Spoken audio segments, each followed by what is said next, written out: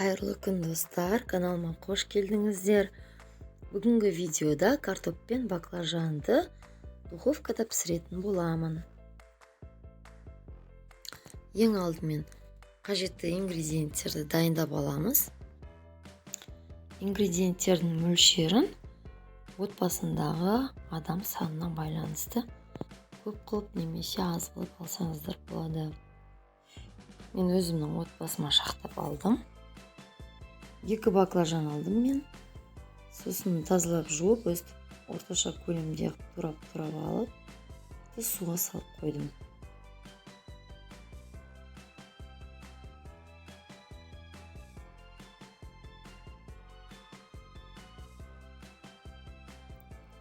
Тұзды шамамен көз мөлшерімен салдым. Суды баклажаны беті суға толық жабылғанша құйдым. Сосын тұздың дәмін татымына қарай салдым. Негізі рассолдың дәмін көрсеңіздер, тұзы сәл әштілеу болса, баклажанның да дәмі әдемі болады. Жарты сағат көлемінде тұрады. Ол уақытқа дейін мен басқа заттар тураймын.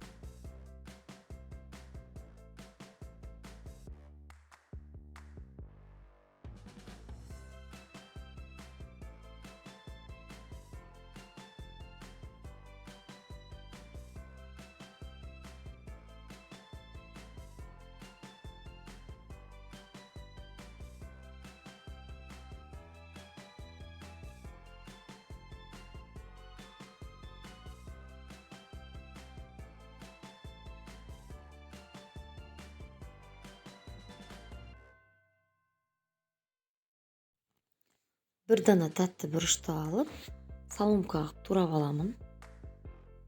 Тәтті бұрышты жақсы көрсеңіздер, 2 дана 3 дана да қосуға болады.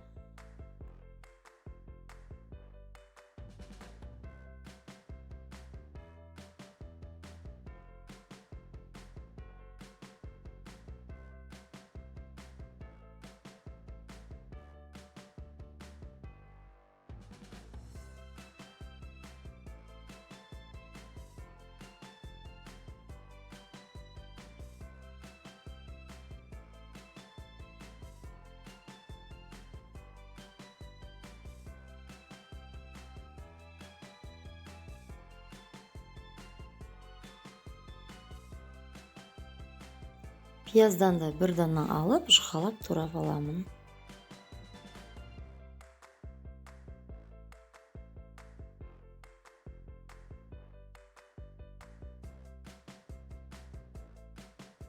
Мендегі сәбіз өте үлкен сәбіз болғандықтан мен 1 дана ғана алдым және үккіштен өткіздім.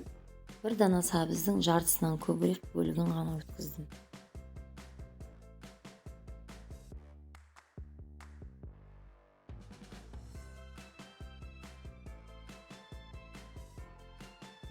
Ас көк ретінде мен петрушканы алып турап қостым.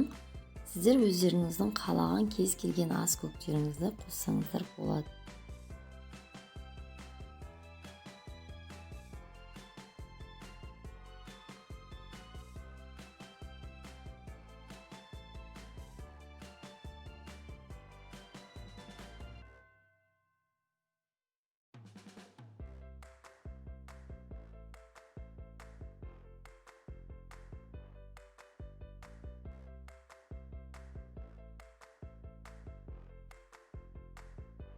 Етті 200-300 грамм алып, осындай өте жұқа турап алдым.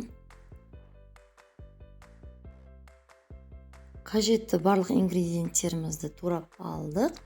Енді бірінші сковородкада кішкене 2-3 ас қасық май құйып, бірінші етімізді жақсылап қуырып аламыз.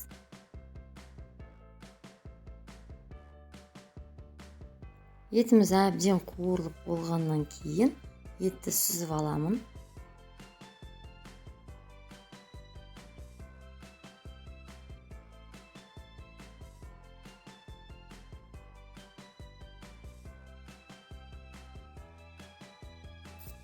Келесі кезек пиязымызды қуырып аламыз.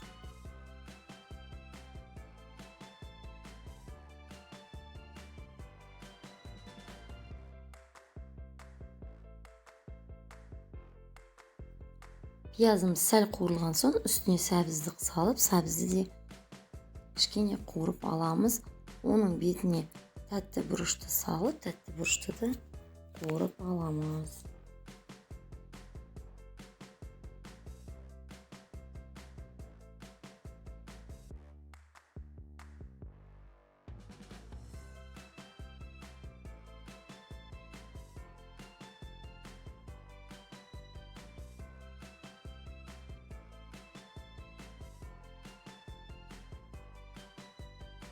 Пияз, сәбіз, тәтті бұрышты кішкене қуырғаннан кейін үстіне аз көк салып, 1-2 минут қана араластырып, ыстық отта қуырып алып, татымына қарай тұз саламыз да, астын өшіре саламыз.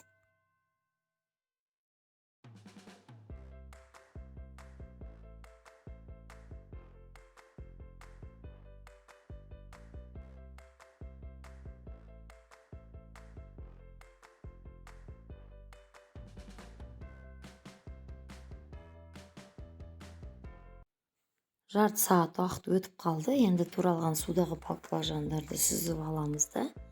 Осы кезде баклажанның суының түсі қоңыр болып өзгереді. Мен 1 килограммға жуық картопты алдым.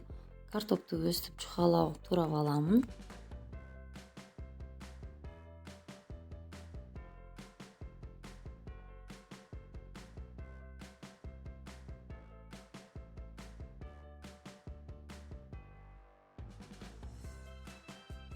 Екі-үш дана чеснок қосам. Бұл чеснокты да үкіштен өткізсеңіздер болады, немесе чеснокодавкамен естеңіздер болады. Өстіп мен пышақпен турап, чеснок пен картопты араластырып аламын.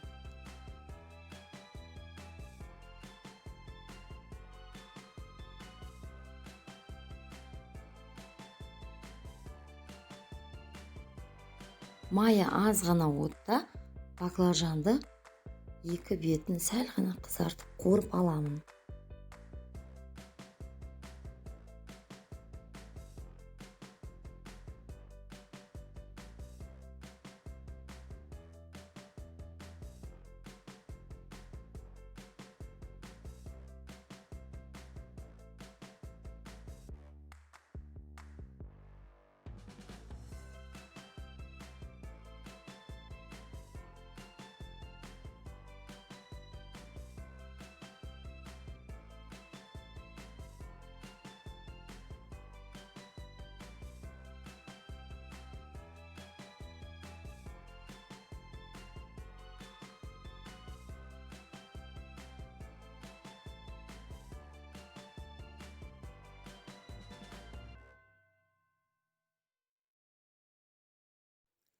Енді қуырылған етімізді жайлап духовкаға салатын ыдысымызға жұқалап төсеп шығамыз.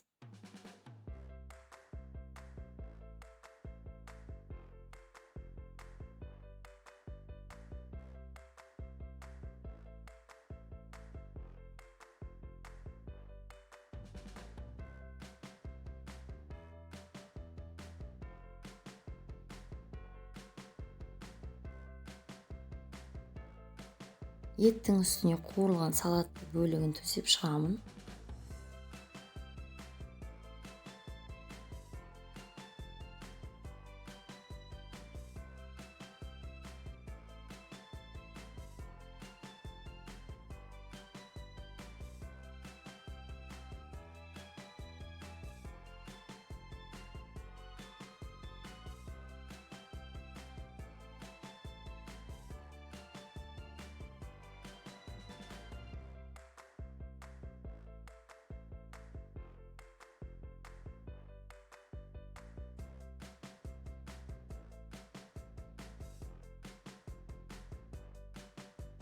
Үшінші қабат картопты жайлап бір қабат қып тегістеп төсеп шығамын.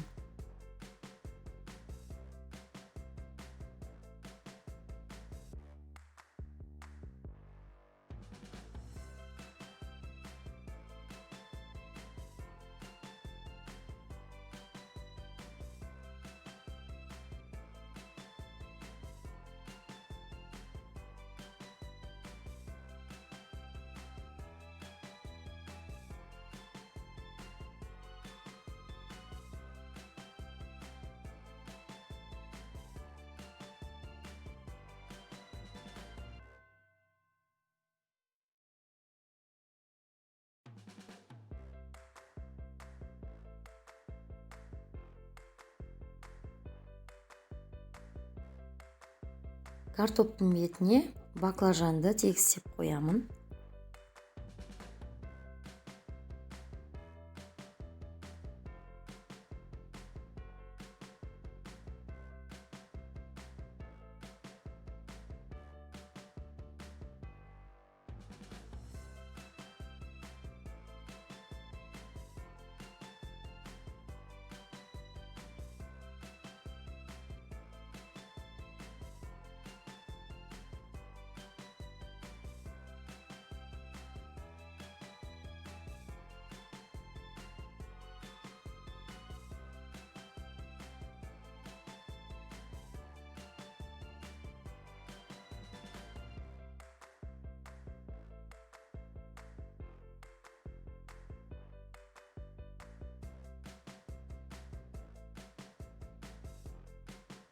Барлық баклажанды өстіп тегістеп төсеп шыққаннан соң үстіне қалған картоптың бәрін төсеп жабамын.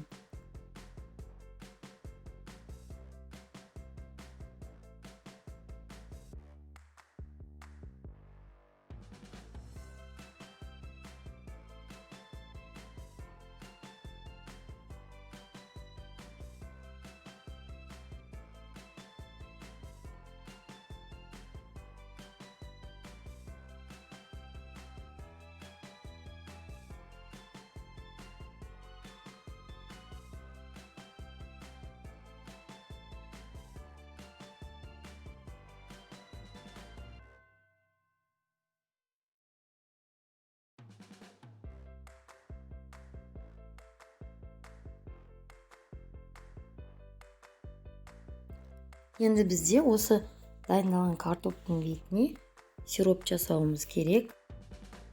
Кесеге біраз қасық томат. Егер картоп майлы болсын десеңіздер, майонезді 2 ас қасық салуға болады. Мен 2 ас қасық салдым.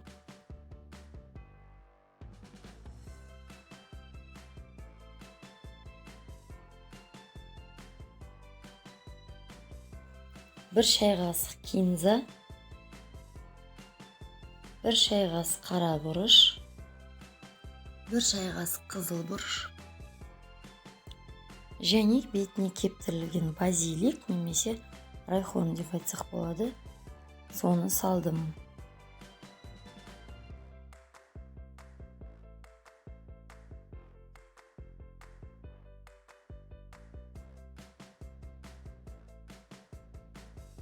Үстіне 200-300 мл су құйып жақсылап араластырамын.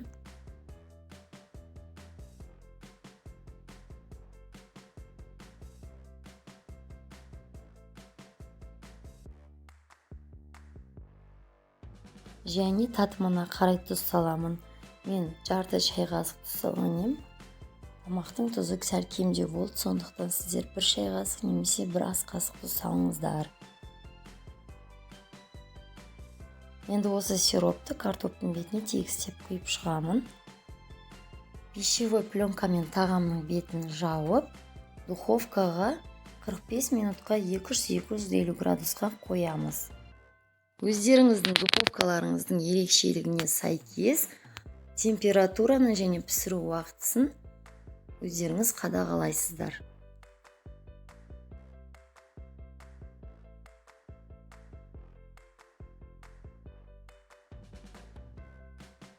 Бүгінгі видео рецепт сіздерге ұнады деп ойлаймын.